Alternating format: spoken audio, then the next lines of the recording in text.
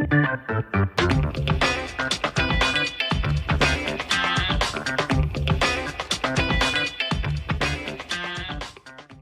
right along, now we're into communications management. Again, because we're gonna talk about communications, we're gonna talk about methods and technology. We're going to explain the elements of a basic communication model, and we're going to describe the processes. So, do you think we could get done within 40 minutes? How many minutes? 40? Yes. Oh, yeah, easily. Oh, okay. Okay, right. So communication is obviously a two-way process, and you know, a little factoid that you might be tested on. A project manager spends around 90% of their time ensuring proper project communication. And truly, I don't know what the other 10% of the time would be on, because, you know, it's all communication. And in theory, they're not counting the time that you're actually, you know, attaching widget A to widget B. You know, that wouldn't be project management, so I don't know exactly what they're thinking. But at any rate, so basically, people communicate between the project managers and, you know, management, other stakeholders. So that's all part of the communication process. So there's various different communication methods, predominantly, you know, written and verbal being two sides of a coin, and then formal and informal being two sides of a coin. And basically, PMI wants you to be able to determine what communication method is best applied to what situation. So obviously, you want to write your plans. So, you know, all of those plans, because anything that just exists in somebody's head doesn't really exist, because A, they might forget it, B, they might be promoted to some task where they don't use it, C, they might leave the company, D, you might not know that it's in their head, so you wouldn't even ask them. So basically, there's a lot of importance to writing things, and including long distance communication. And remember, when we're talking about our PMI organization and it's a large, long-lived, multicultural project, often written communication is the best, because then people can take the time to really understand the words. So for long distance communication, that's why written is there. Obviously, email and notes and texts are all written, because that's just fundamental to that form of communication. Presentations are usually verbal, you know, a little bit of verbal and a little bit of written.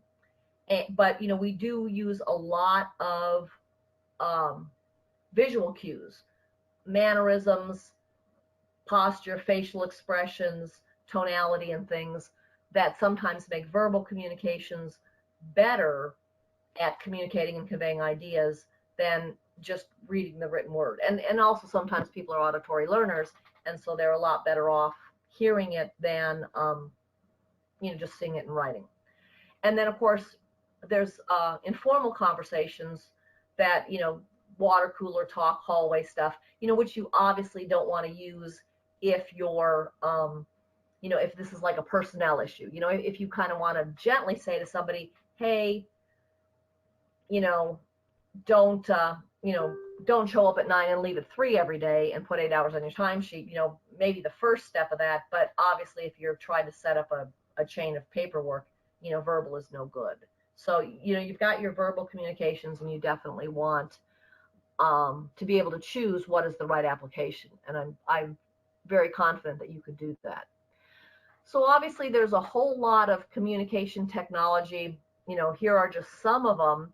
And obviously now, with all of these communication technologies, companies have to have policies for all of them.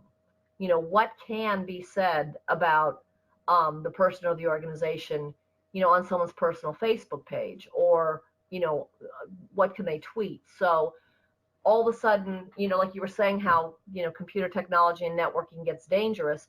Now, companies really have to worry about what people say in the internet sphere, because, you know, if they're writing a blog and they say, oh, my boss is so terrible, blah, blah, blah, blah, blah, you know, people might think, hey, where, you know, what company do they work for? Oh, yeah. Then they find some other part of the blog, it says they're what company they are, and they'll think, I'm just not going to deal with that company, you know, because they have terrible bosses. So you never know.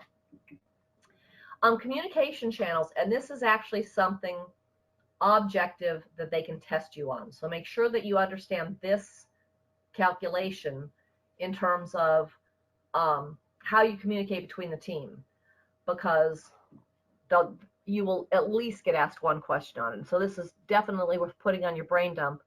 And as we've talked about, the diminishing returns, that the more people you add to a team, the more communication channels you add, and therefore the more expense you add. So doubling the team isn't going to get you twice as much work. I mean, unless it's like a tug of war team, but you'd have to have twice as many people, just as big and strong, and places on the rope.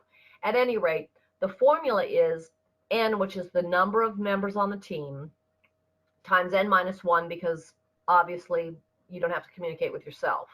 Or if you do out loud, people think you're crazy. And then divided by 2, because obviously you communicating with me and me communicating with you is the same communication path, if you see what I mean. So ultimately, say if you had 10 stakeholders, so 10 times 9 divided by 2 is obviously 45. So clear? Yes, I've never heard of it being put into a formula. Well, and again, because PMI has to have their things so they can put it into a formula so they can test it.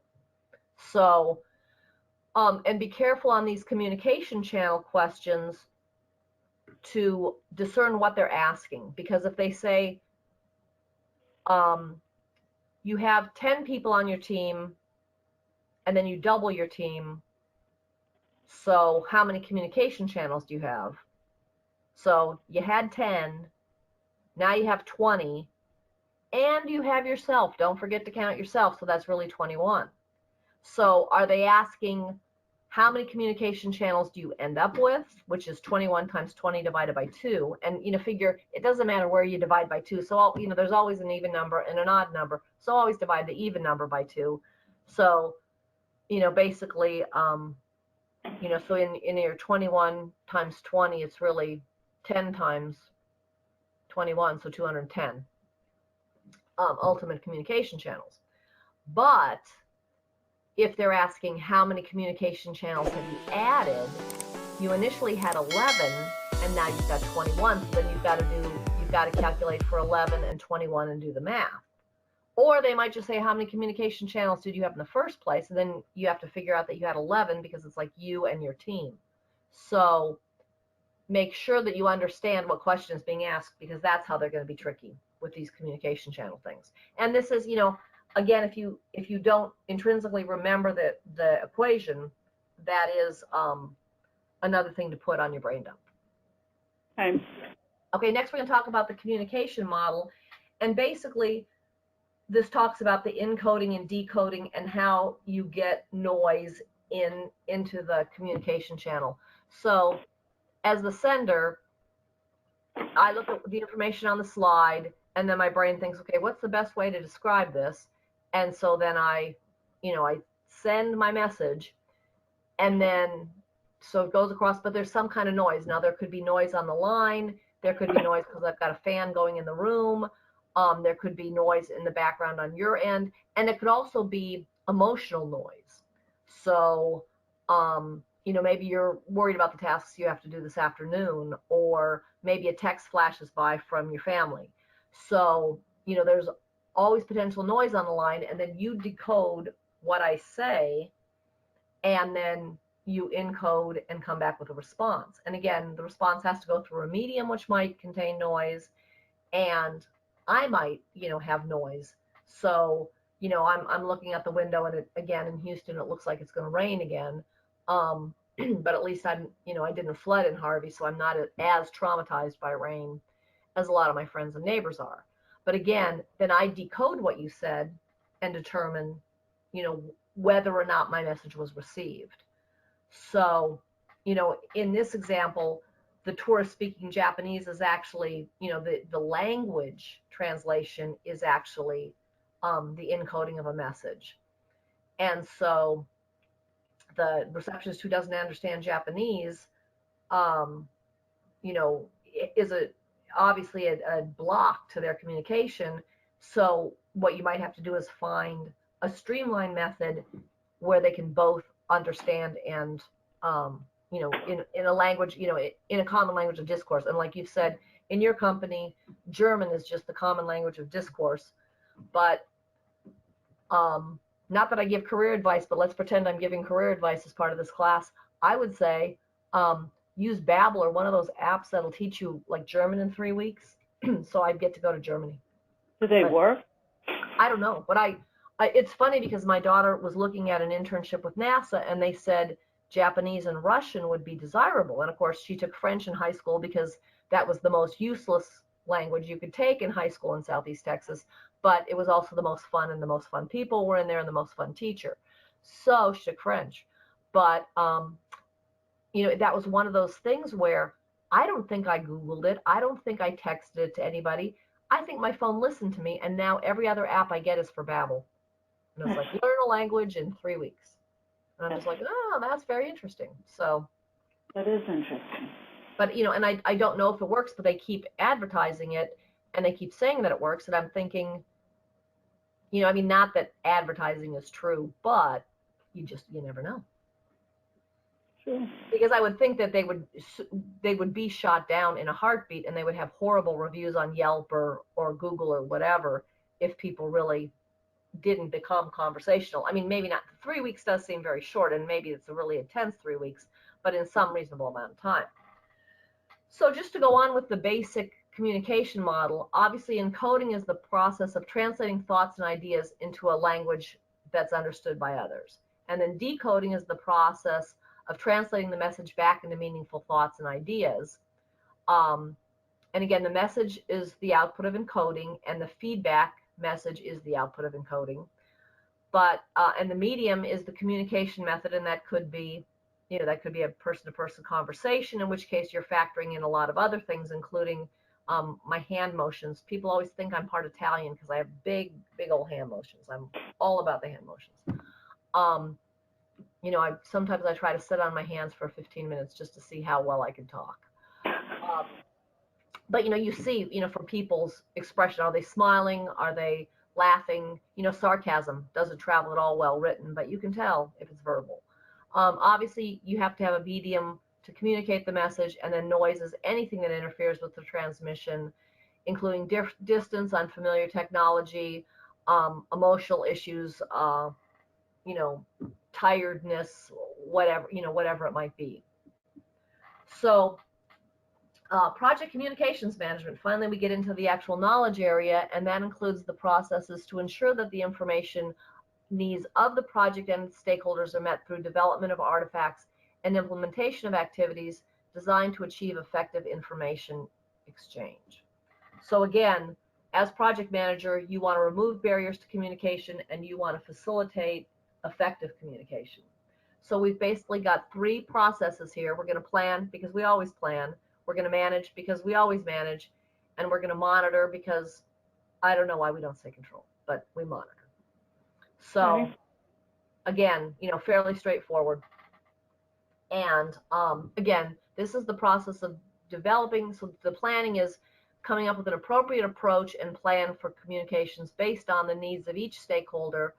And sometimes you have to group stakeholders because, again, in our large, long-lived skyscraper project, we can't deal with every stakeholder individually. So we'll have to group them by like stakeholders and communicate with them as groups of stakeholders. And then we're going to look at the available organizational assets and the needs of the project to effectively to plan our communications. And again, we don't actually communicate. Well, I guess we communicate the plan once it's written, but this is just planning. This is not actually doing anything on the project. In other words, you couldn't tell any different. Well, I guess you could tell difference because of the stakeholders and the technologies that you use, but it's generally one of those templated plans. So you have the charter, because again, that might identify some of the high-level stakeholders. You've got the project management plan and other documents, and you've got your EEFs and OPAs. And of course, we want to be a very effective communicator, so we're going to apply a lot of information to the plan. And again, communication is one of those almost non-teachable skills. So ideally you want good communicators, because hopefully you can teach communicators a lot of things, but bad communicators are hard to teach the fine art of communication. So you're going to use your expert judgment. You're going to analyze requirements for communication. You're going to look at the available technology, both to say, okay, here's the technology that we're going to use. This person is very, they've got their phone with them all the time, so texting completely gets their attention immediately. But in terms of technology, we don't want the company name mentioned on your personal blog or your personal Facebook page, or policies you might have to have. Then we talked about communication models and methods, certainly interpersonal and team skills, and then how data is represented. What is your language of your documents? How do you denominate the money? Is it euros? Is it dollars? And then you have your meetings. And again, what language do you take? Do you hold the meetings in, or do you have a translator?